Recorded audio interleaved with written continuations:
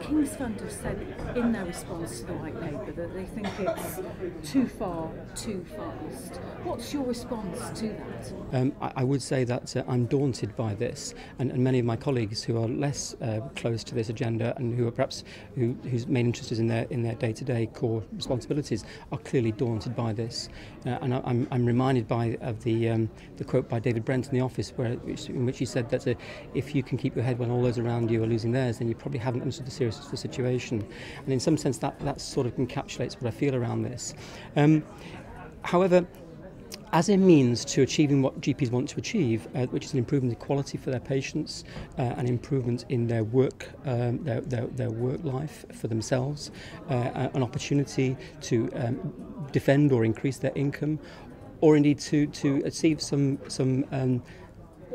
acknowledgement of the work that they do, then I think this policy will enable us to achieve that. Certainly think there's an opportunity to use the policy to redefine the clinical delivery system, which has not been done over the last 10 years. I think there's an opportunity to improve the offering in primary care for patients. I think there's an opportunity to defend our income, not necessarily an opportunity to increase it.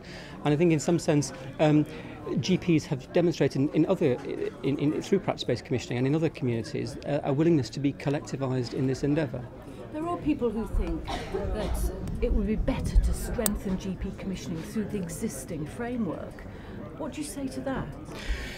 Indeed, I suppose the speed of the implementation and indeed the movement from a managed system to a regulated market are the two areas in which I have some concerns. Clearly, who manages the local NHS micro society after the PCTs have exited the stage?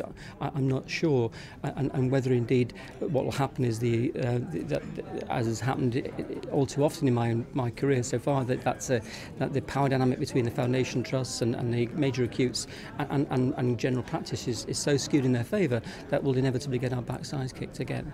And how do you think GPs' knowledge and skills base can be plugged? GPs have, through practice-based commissioning, invariably come together and been collectivised. They've formed new organisations, many have become incorporated, developed new governance arrangements between themselves and also between themselves and the other players, both patients and indeed other parts of the system. And clearly they're starting to develop a set of rules on how this joint responsibility is going to be discharged.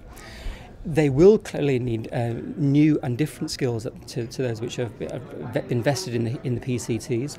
So new business intelligence skills and business intelligence abilities and capacity.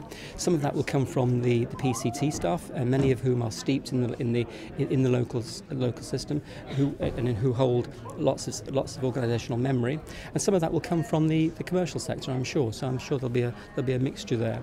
How are you going to incentivise GPs who at the moment are not on board? We can use the powers which come with clinical commissioning to invest in our sector, primary care.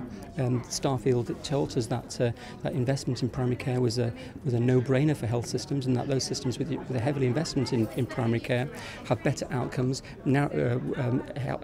which helps with inequalities and also better use of available resources. So I think growth in the primary care sector is important. So the incentives are mainly professional. There are some financial. Clearly, we expect the White Paper, which is essentially an intention to legislate, will link, in some sense, our commissioning success to our core general medical services contract. So there'll be another incentive there, a contractual one.